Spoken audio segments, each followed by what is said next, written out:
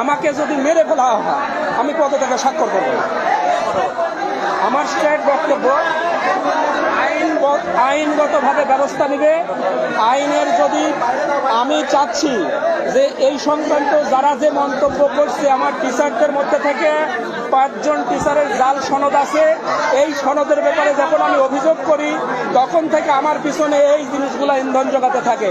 আমার ডাইরেক্ট হুমকি দেওয়া হয়, এখনো নাম্বারগুলো দেখাবো, র্যাব সাজায় হুমকি দেয় যে আপনি এদের বিরুদ্ধে যাবেন না, র্যাবের নাম্বার দেবো আপনারা কথা বলেন, আপনারা দুদকের নাম্বার দেব কথা বলেন, দুদক থেকে ফোন দিয়ে বলে আপনার বিরুদ্ধে অভিযোগ আছে এই আপনাকে কিন্তু এখনই আমরা দুদক অনুমোদন দেবো, প্লিজ আমাকে কথা বলতে দেন, আপনারা মিডিয়াতে নেন।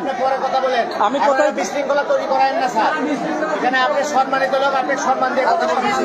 আপনি যদি পদত্যাগ না করেন তাহলে আপনি এখন বাসায় যান, এই পেপার ভিতরে থেকে আপনি বাসায় যান। আমি আজকে যেভাবে আমাকে বলা হয়েছে, বিভিন্নভাবে প্রশ্নবিদ্ধ করা হয়েছে, এটা ঠিক। প্রশ্নের আলোকে আমি কিছু কিছু উত্তর দিয়েছি, কিন্তু সেই উত্তরগুলো হয়তো দেখা যাচ্ছে সংখ্যায় আধিক্য হওয়ার কারণে আমার কথাটার এত গুরুত্ব বহন করে নাই।